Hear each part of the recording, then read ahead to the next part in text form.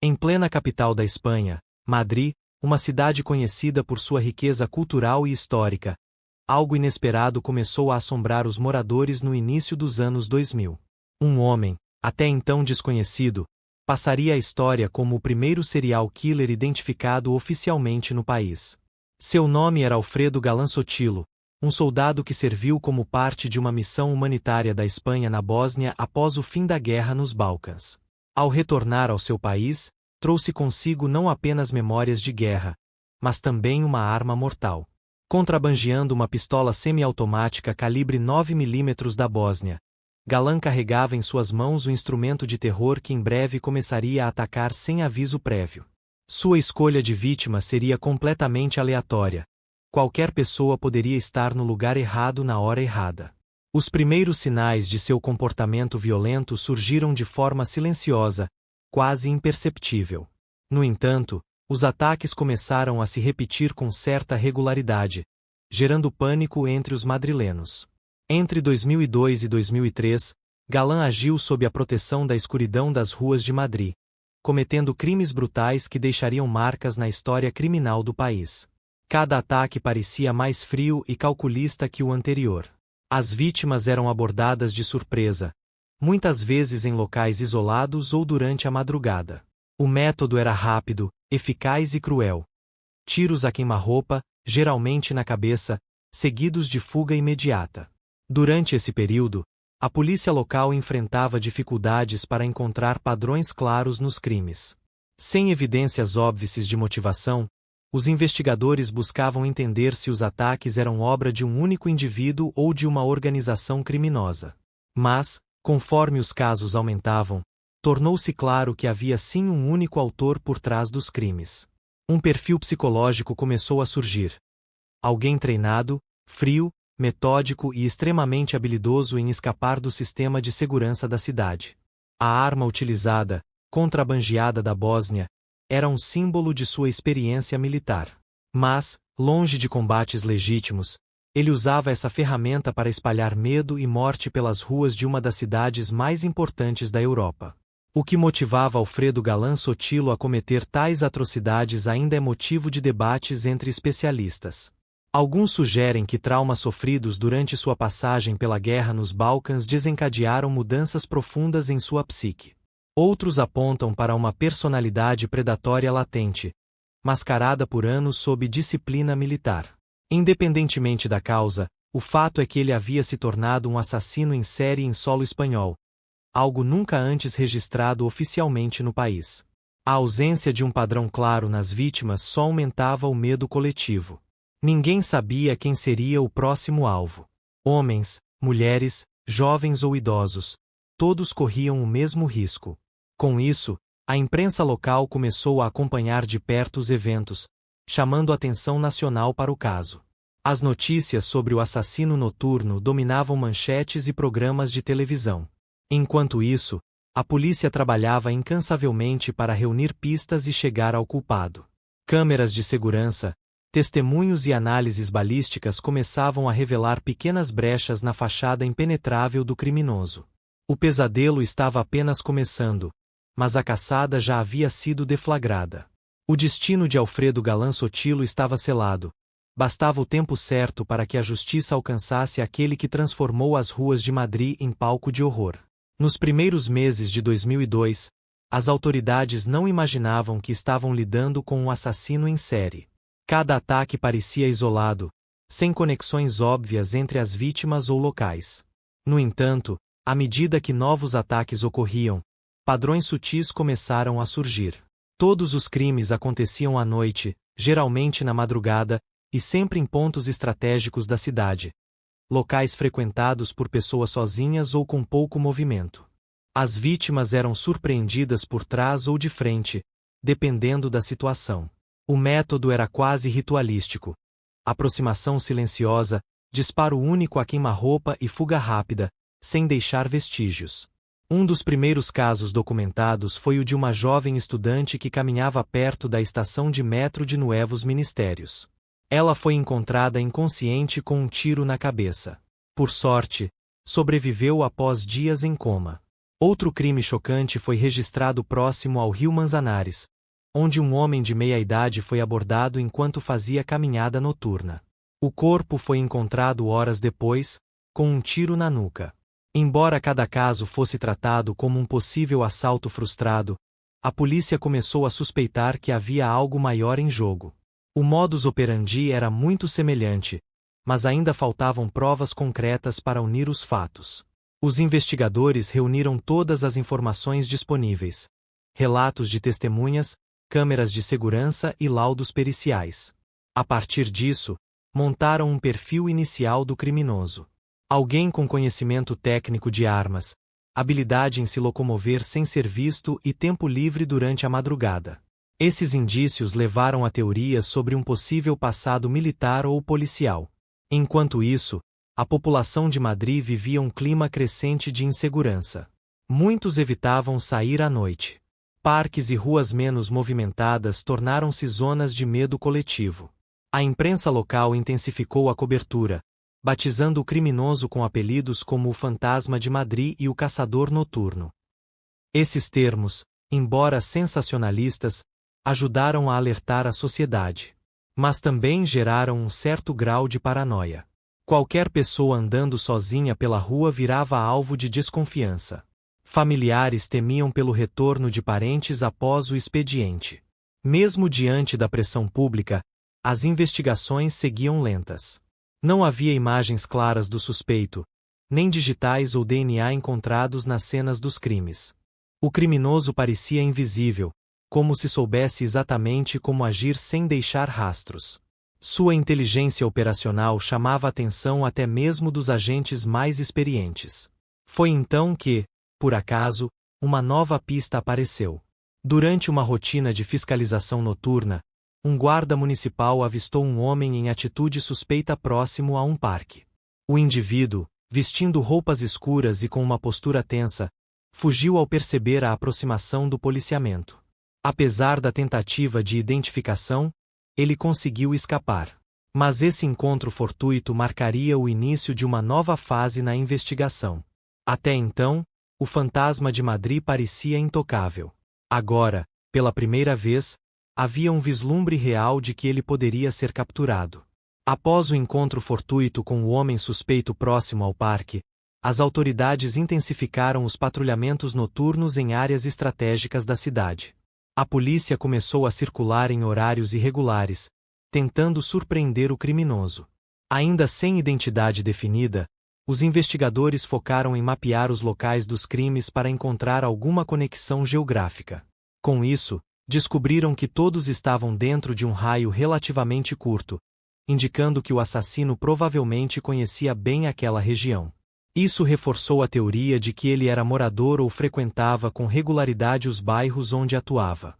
Madrid é uma cidade vasta, mas os ataques estavam concentrados nos arredores das zonas norte e centro, regiões densamente povoadas, mas com pontos isolados.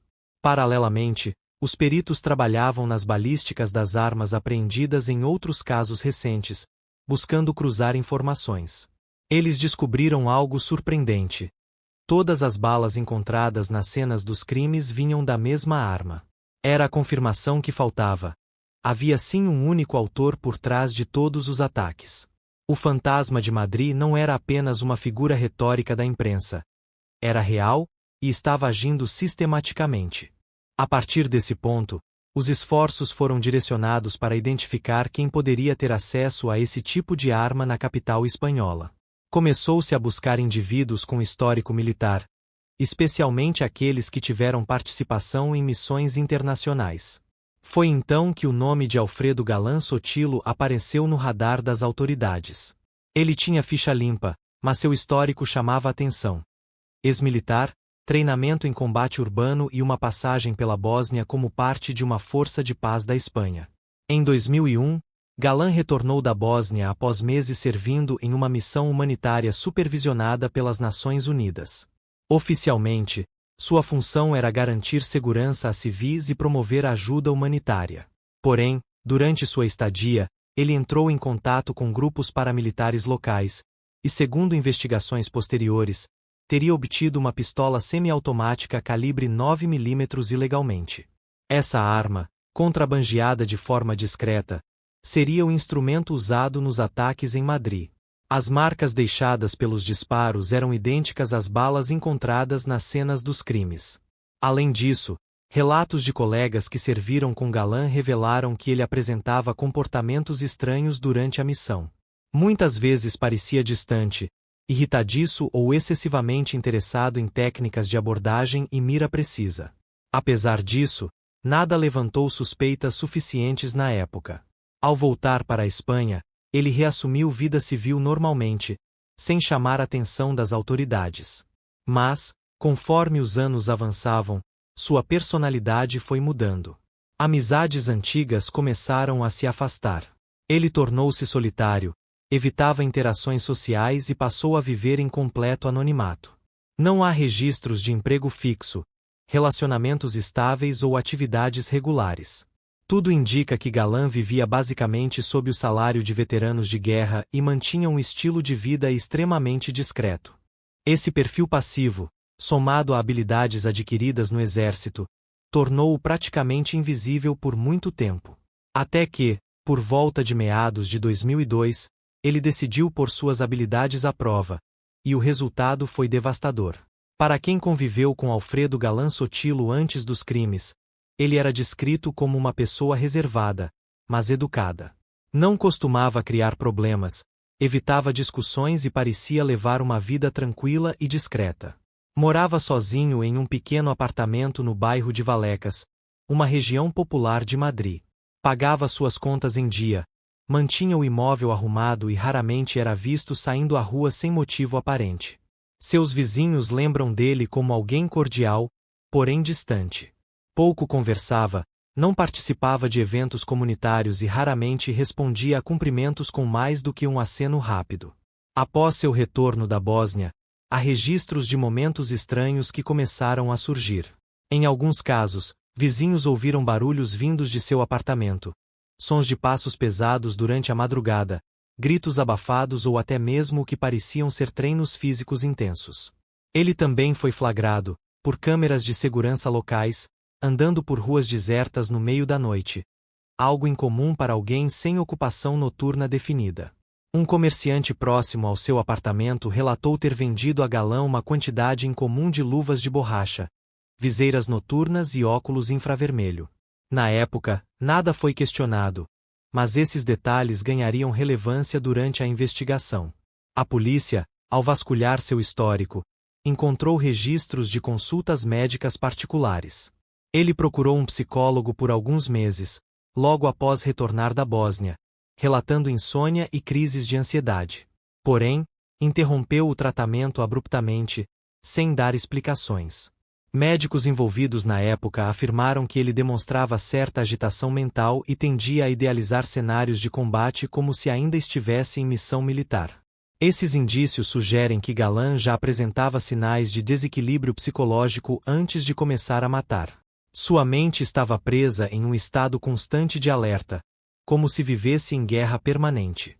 Além disso, análises posteriores revelariam que ele possuía uma fixação obsessiva por armas, táticas de aproximação silenciosa e até mesmo sobre técnicas de assassinato. Tinha livros e anotações meticulosas sobre o tema. Em seu apartamento, após o cumprimento de um mandado de busca, foram encontradas cópias de manuais militares, mapas de áreas urbanas com marcações estratégicas e uma lista com nomes aleatórios, possíveis alvos futuros. Isso reforça a teoria de que seus ataques não eram totalmente aleatórios. Havia um planejamento por trás de cada escolha, embora as vítimas fossem selecionadas ao acaso no momento do crime.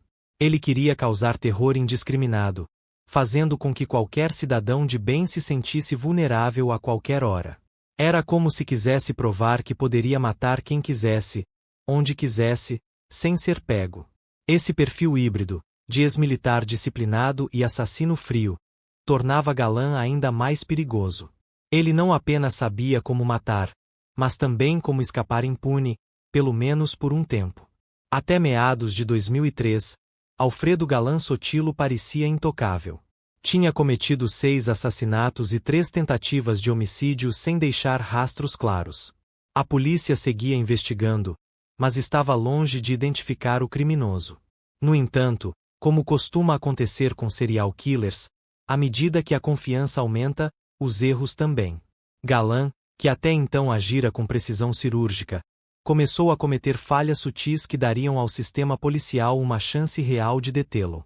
Um dos primeiros sinais de que algo mudará foi o aumento na frequência dos ataques. Entre janeiro e março de 2003, houve 4 novos crimes, todos ocorrendo em um curto intervalo de tempo. Algo incomum para alguém que antes mantinha meses entre cada ataque.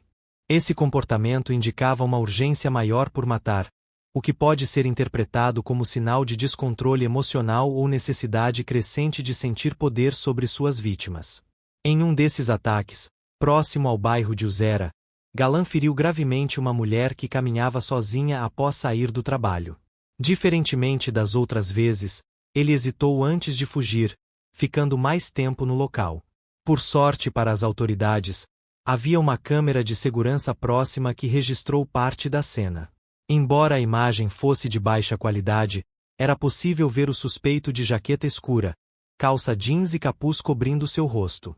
Com esse vídeo nas mãos, os investigadores montaram uma linha do tempo mais precisa e começaram a cruzar dados com registros de pessoas com histórico militar e acesso a armas. Foi nesse processo que o nome de Galan Sotilo surgiu novamente, e dessa vez com força total. Seus movimentos recentes, combinados com o perfil psicológico já traçado, fizeram dele o principal suspeito. Os agentes intensificaram a vigilância em seu apartamento em Vallecas.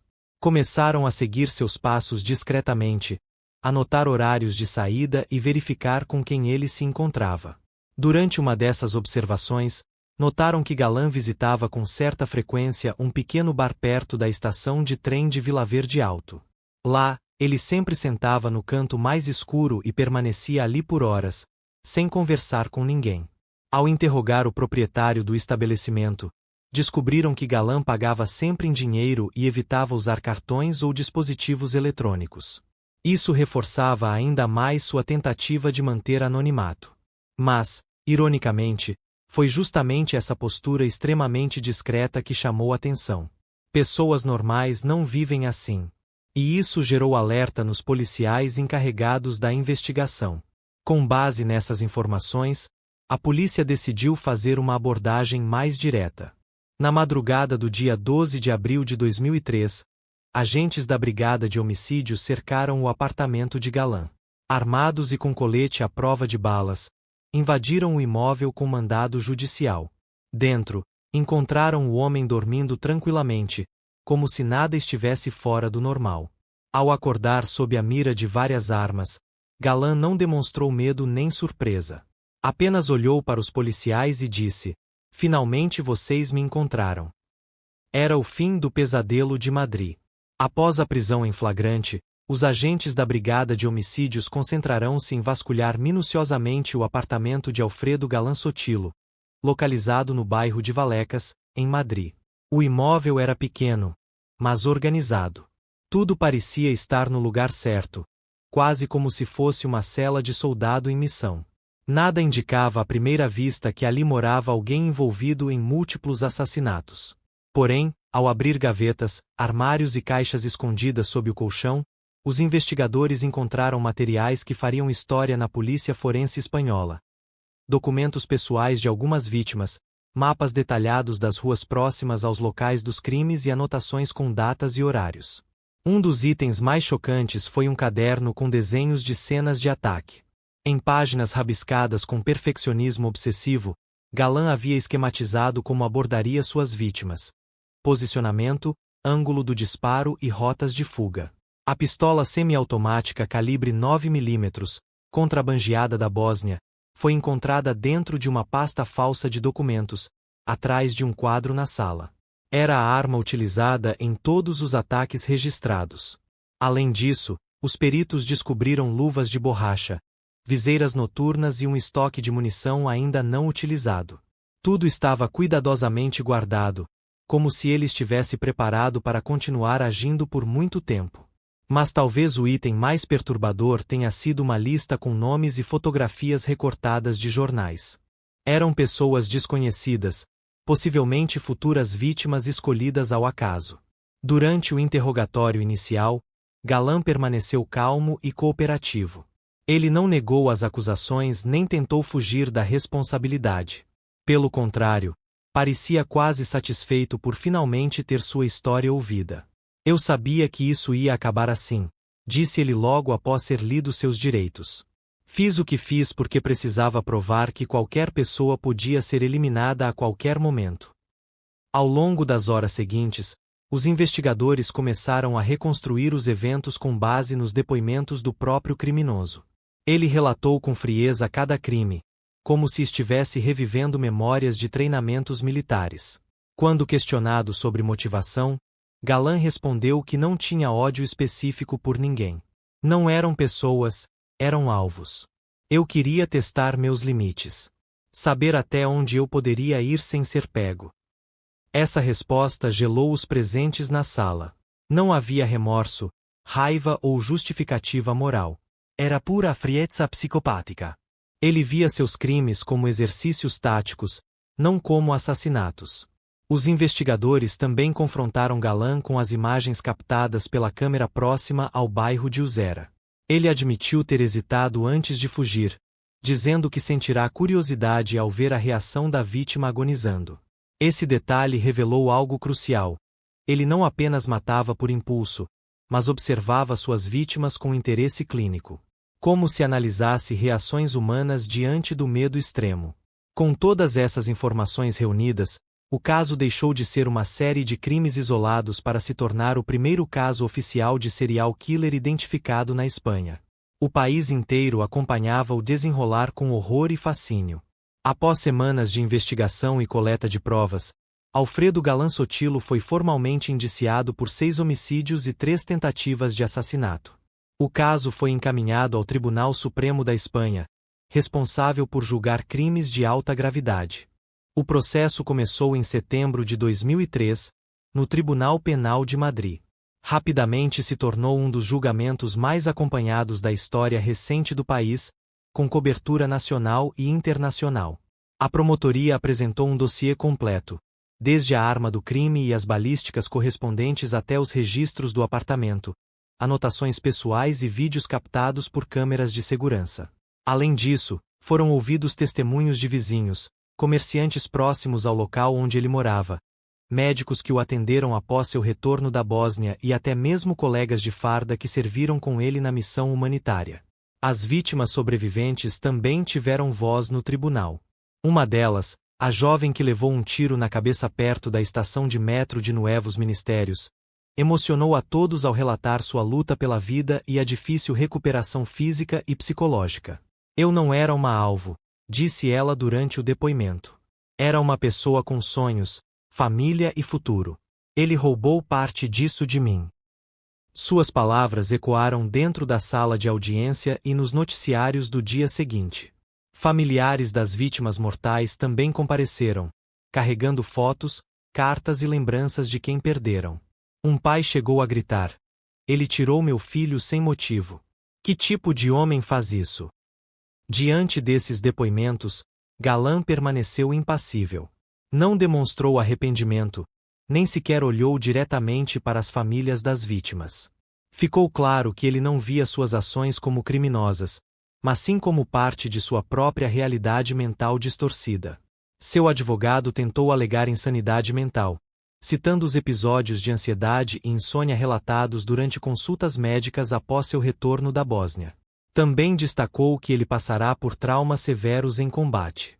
No entanto, peritos forenses concluíram que, apesar de ter possivelmente sofrido de estresse pós-traumático, Galan estava plenamente consciente de seus atos. Ele entendia o certo e o errado, mas escolheu deliberadamente violar a lei. Isso invalidou a principal linha de defesa da equipe jurídica. O juiz responsável pelo caso declarou: "O réu tem consciência moral, mas optou por ignorá-la. Esse não é um caso de insanidade, mas de frieza criminosa." Durante o julgamento, Galan teve oportunidade de se pronunciar. Em vez de pedir perdão, fez uma declaração perturbadora: "Não me arrependo. Cada disparo foi uma lição. Mostrei ao mundo que ninguém está seguro." Essas palavras chocaram o público presente e geraram indignação nas redes sociais e na mídia. Para muitos, confirmavam que ele era um psicopata sem remorso, incapaz de sentir empatia. Com base no conjunto de provas e depoimentos, o júri decidiu por condenação plena.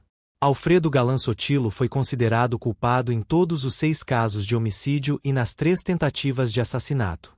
O veredicto final seria anunciado na sessão seguinte, o momento mais aguardado por toda a Espanha. A justiça estava prestes a ser feita, mas o impacto psicológico deixado pelo fantasma de Madrid ainda ecoaria por muito tempo. Na manhã do dia 5 de outubro de 2003, o Tribunal Penal de Madrid estava lotado. Familiares das vítimas, jornalistas, autoridades e curiosos compareceram para ouvir o veredicto que marcaria a história criminal da Espanha. O juiz responsável pelo caso, D. Esteban Ruiz, ocupou seu lugar à mesa principal e, com voz firme, iniciou a leitura do desfecho do julgamento. A tensão era palpável. Alfredo Galan Sotilo permanecia impassível, como se tudo aquilo fosse apenas mais uma cena em sua mente fria. Após relembrar os crimes cometidos, o juiz declarou: "Este tribunal considera o réu, Alfredo Galan Sotilo, culpado por 6 homicídios dolosos e 3 tentativas de assassinato. As provas são irrefutáveis e os depoimentos corroboram a versão dos fatos apresentada." Com isso, foi anunciada a sentença oficial: 142 anos de prisão, a mais longa já aplicada na história judicial da Espanha até aquele momento. Uma marca simbólica, já que não há prisão perpétua no país, mas o tempo total refletia a gravidade dos crimes. Cada condenação individual somava-se ao total: 22 anos por cada homicídio e 4 por cada tentativa frustrada. Apesar de a legislação impedir cumprimento integral, o símbolo da sentença ecoaria como uma mensagem clara de que a justiça havia sido feita. Diante do anúncio, familiares das vítimas choraram, abraçaram-se e rezaram. Alguns saíram em silêncio, outros expressaram alívio. Para eles, mesmo que a pena não trouxesse seus entes queridos de volta, representava o fim de um capítulo de dor e incerteza. Um pai, cujo filho foi uma das primeiras vítimas, disse à imprensa: "Esse homem nunca vai pagar por tudo o que fez. Mas hoje, ao menos, minha família pode respirar um pouco melhor." A reação da mídia foi imediata. Manchetes em todos os principais jornais destacavam o fim do julgamento, enquanto emissoras de TV transmitiam ao vivo a saída de Galan do tribunal, escoltado por agentes armados. Ele não demonstrou reação visível. Nem raiva nem medo. Apenas olhou fixamente para a câmera por alguns segundos antes de ser levado. Um olhar frio, vazio, que ficaria marcado na memória coletiva.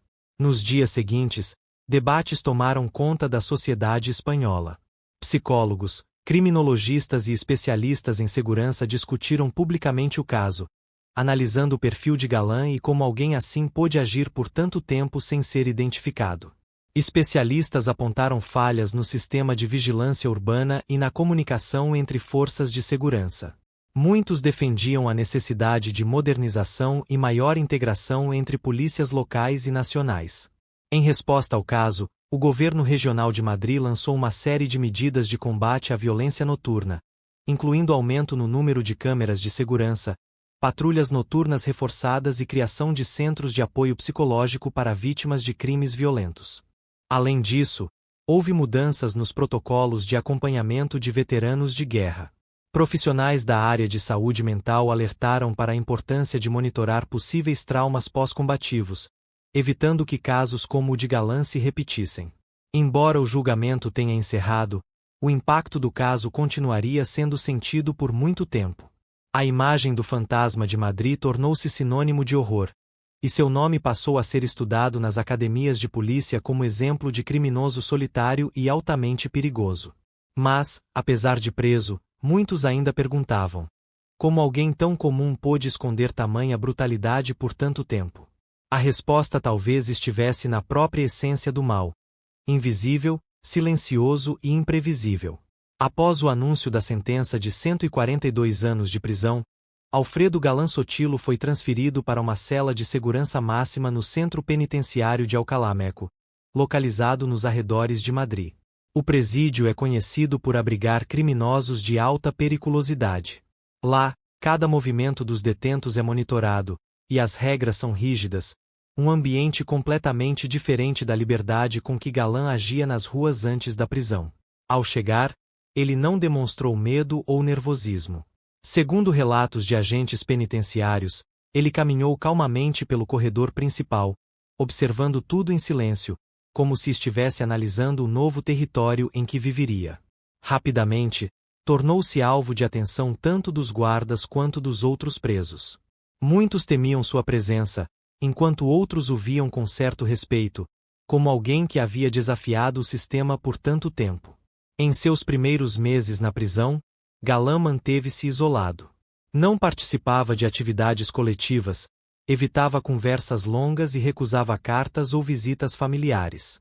Seu único contato com o mundo exterior era feito através de leitura e anotações pessoais. Psicólogos responsáveis por sua avaliação afirmaram que ele apresentava comportamentos típicos de psicopatas: ausência de remorso, necessidade de controle e tendências autoritárias. Mesmo atrás das grades, parecia tentar manter domínio sobre sua própria rotina. Ele também se recusava a participar de terapias ou programas de reinserção social. Quando questionado, respondia apenas: "Não preciso mudar. Eu sou o que sou." Com o tempo, os guardas começaram a notar certos padrões em seu comportamento. Ele acordava sempre às 5 horas da manhã, fazia exercícios físicos rigorosos, lia por horas e dormia cedo, um estilo de vida disciplinado, quase militar. Essa rotina chamou a atenção de especialistas, que viram nela traços de obsessão e controle. Para Galán, parecia que a prisão era apenas mais um campo de treinamento mental e físico, não um lugar de punição. Apesar de todo o perfil frio e controlador, houve momentos raros em que ele interagiu com outros prisioneiros. Em uma ocasião, teria impedido uma briga entre 2 homens durante o horário de sol, sem violência, apenas com palavras firmes e olhar fixo. Esse incidente foi interpretado por alguns como sinal de liderança, por outros como manipulação. Independentemente disso, deixou claro que ele ainda possuía influência, mesmo em um ambiente tão controlado. Enquanto isso, fora das paredes da prisão, o nome de Galán continuava a ecoar. Jornalistas investigativos escreveram livros sobre o caso, e canais de televisão produziram documentários especiais sobre o Fantasma de Madrid. Um desses documentários, exibido pela primeira vez em 2007, trouxe depoimentos exclusivos de policiais envolvidos na investigação, além de entrevistas com familiares das vítimas e análises criminológicas profundas. O caso também inspirou uma minissérie espanhola lançada em 2012, que retratou de forma dramática os eventos ocorridos entre 2002 e 2003. A produção causou polêmica por retratar Galán com certa humanização, algo criticado por muitas famílias das vítimas. Hoje, quase 2 décadas depois de sua prisão, o legado de Alfredo Galán Sotilo permanece vivo, não como um herói ou vilão, mas como um alerta.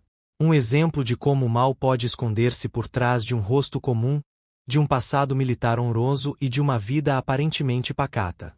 Com o passar dos anos, o caso de Alfredo Galán Sotilo deixou marcas profundas na história da Espanha. Mais do que um criminoso, ele se tornou um símbolo do mal silencioso, aquele que vive entre nós sem levantar suspeitas. Seu perfil incomum, somado ao fato de ser o primeiro serial killer identificado oficialmente no país, fez com que seu caso fosse amplamente estudado por especialistas em criminologia, psicologia forense e segurança pública.